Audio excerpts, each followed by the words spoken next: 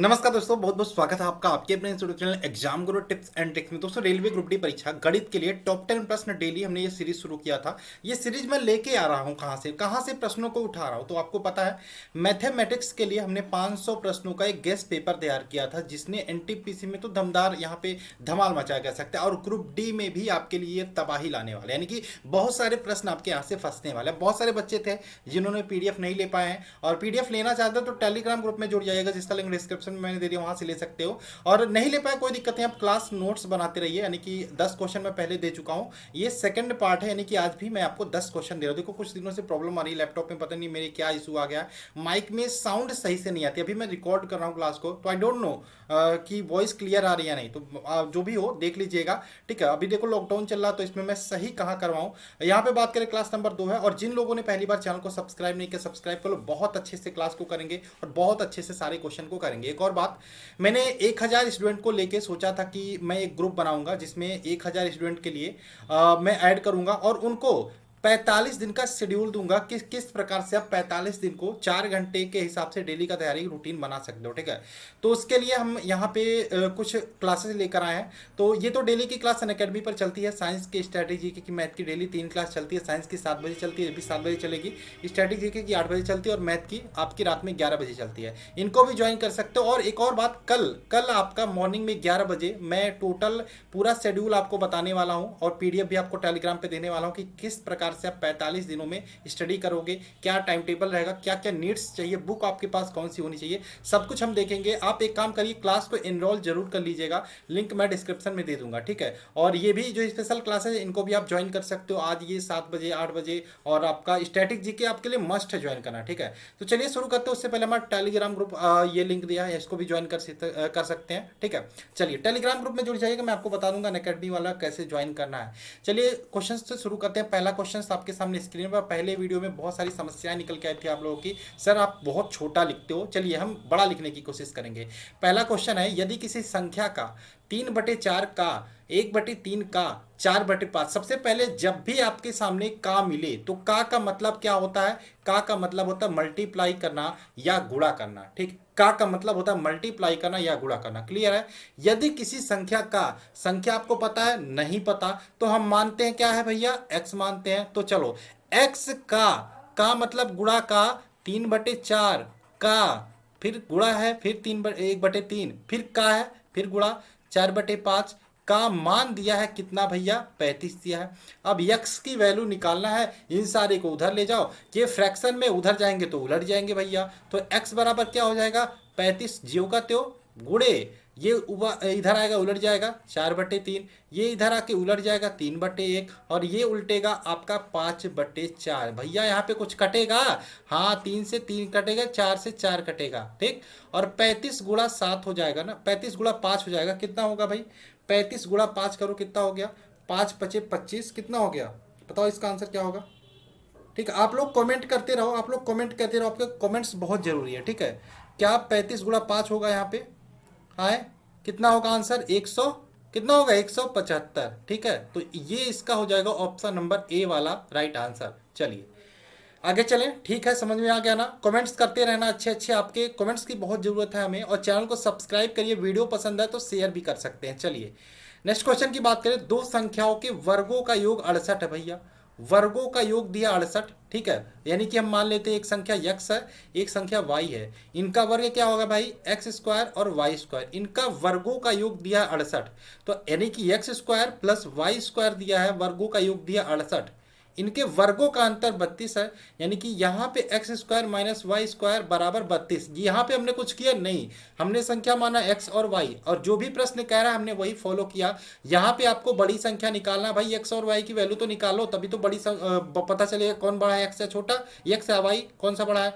यहाँ पे कटेगा कि नहीं, जोड़ोगे तो ये कट जाएगा भाई। तो क्या बचा, 2x² बराबर कितना बचा, 68, 32, 100 हो गया भाई। ये 2 से हम 100 काट सकते हैं 50 बार में, और x की वैल्यू क्या आ जाएगी, x² बराबर 50, तो x की वैल्यू आ जाएगी 5√2, ठीक है, 5√2 हो जाएगा ना, 5√2। यानी कि अगर जो 50 को हम तोड़ेंगे तो कितना तोड़ेगा, 2 गुणे 5 गुणे 5 यानी कि ये 5 बाहर आएगा तो 5√2 हो जाएगा। ठीक, तो x की वैल्यू हमें पता चली 5√2। भाई हमें एक्स स्क्वायर बराबर 50 पता है, तो क्या हम इक्वेशन 1 और इक्वेशन 2 मान के इसमें किसी में पुट करके हम y की वैल्यू निकालेंगे? हमको साफ साफ दिखाई दे रहा है y की वैल्यू कितना भी रखें तो वाई स्क्वायर, अगर जो हम एक्स स्क्वायर बराबर 50 रखते हैं तो वाई स्क्वायर 18 निकल के आ जाएगा, यानी कि कहीं ना कहीं इससे तो छोटी ही होगा, यानी कि बड़ी संख्या आपसे पूछा है तो 5√2 यही आपका x वाला option number D right answer हो जाएगा।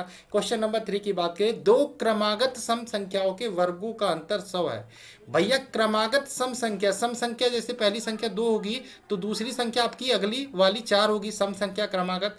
या फिर आपकी संख्या पहली 8 होगी तो दूसरी 10 होगी, यानी कि अंतर कितना आ रहा है 2 का। यानी कि अगर जो आप पहली संख्या क्रमागत x मानोगे तो दूसरा क्या मानोगे x+2 मानोगे। ठीक है, दो क्रमागत सम संख्याओं के वर्गों का अंतर, यानी कि इनका वर्ग और इनका अंतर दिया आपसे 100, तो आपको छोटी संख्या भैया x की वैल्यू निकाल लो, पता चल जाएगा। बड़ी संख्या छोटी संख्या उसके बाद अब निकाल लेना। ठीक, चलो तो यहाँ पे क्या हो जाएगा एक्स स्क्वायर, इसको ओपन करोगे ये एक्स स्क्वायर हो जाएगा +4 plus A square plus B square plus 2ab, 2 यानी कि 4x बराबर 100।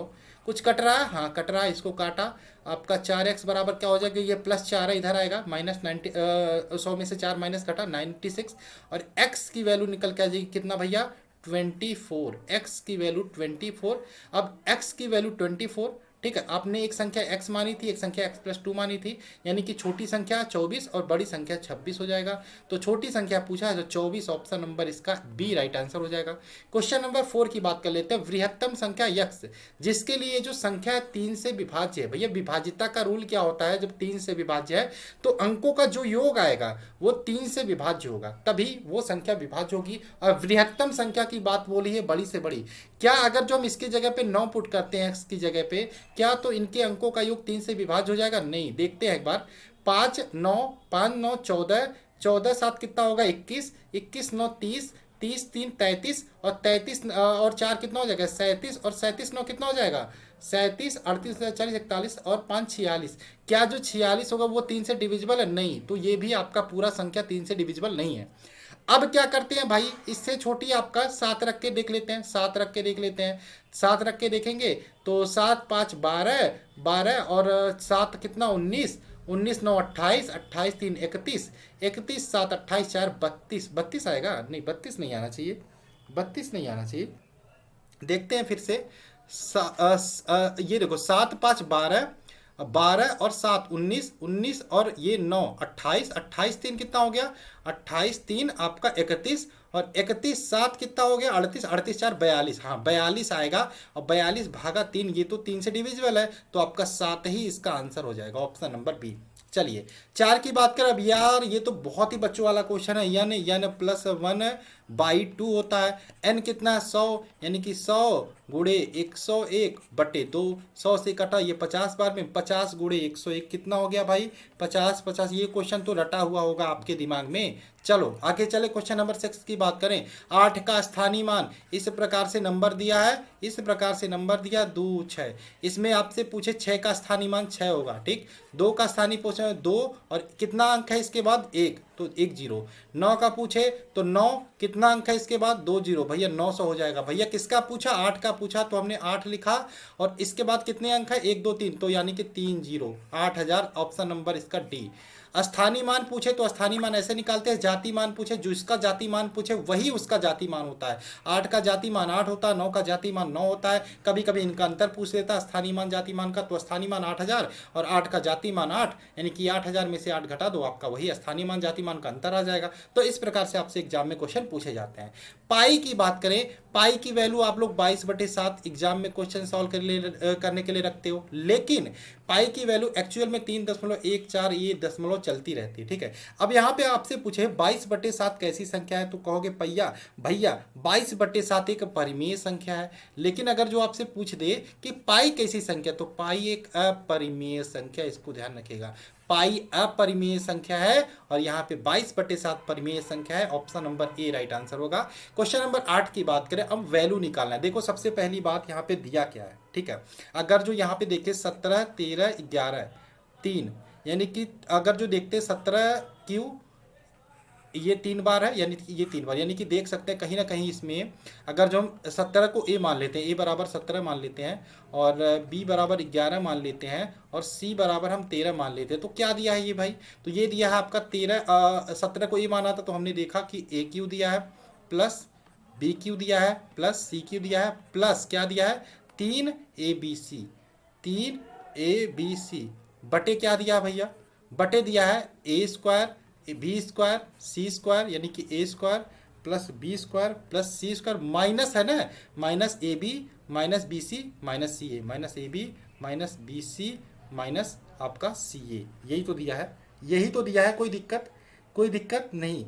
इस प्रकार से जब भी आपके सामने कोई वैल्यू दिखे तो इसका जो मान होता है a प्लस बी प्लस सी होता है, ध्यान रखिएगा। इसका जो मान होता है a प्लस बी प्लस सी होता है, यानी कि इसका वैल्यू कितना आ जाएगा? आप a प्लस बी प्लस सी में 17 प्लस 11 प्लस 13 कर दो, कितना आएगा भाई? जोड़ने पे कितना आ जाएगा?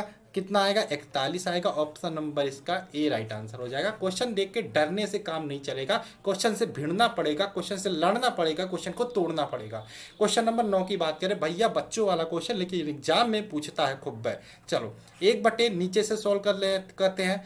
5 दूनी, ये देखो 1/, और ये 3 माइनस है ना, इसको कैसे सॉल्व करेंगे?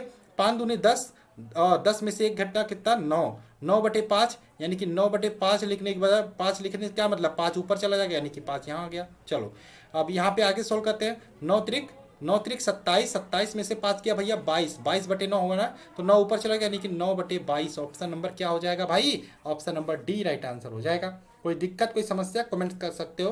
क्वेश्चन नंबर 10 की बात करें, अब देखो हम इसको ए मान लेते हैं, इसको बी मान लेते हैं, तो दिया क्या है भैया? A cube plus B cube बटे A square plus B square minus A B तो दिया है। अब इसका फॉर्मूला बना A cube plus B cube, क्या होता है? A cube plus B cube होता है एक कोष्टक में ए प्लस बी, दूसरे कोष्टक में A square plus B square minus A B होता है, और बटे नीचे A square plus B square minus A B दिया है। अब ये तो कट गया, तो बचा क्या? ए प्लस बी। तो ए आपने माना था 0.87 और बी आपने माना था 0.13। भैया इन दोनों को जोड़ दो, कितना आ जाएगा? इन दोनों को जोड़ोगे शानदार आंसर आएगा 1। तो ऑप्शन नंबर डी इसका राइट आंसर होगा। कोई समस्या कोई परेशानी तो कमेंट्स करके बता सकते हो। ऐसे ही हम आपके लिए क्लासेस लाते रहेंगे, और जब तक आपके 500 क्वेश्चन खत्म नहीं हो जाते। जल्दी देखना हो तो अपन अकेडमी पे ज्वाइन करना, लिंक डिस्क्रिप्शन में मैं दे दूंगा सारी क्लासेस की। और चलिए मिलते हैं इस वीडियो में। जय हिंद दोस्तों।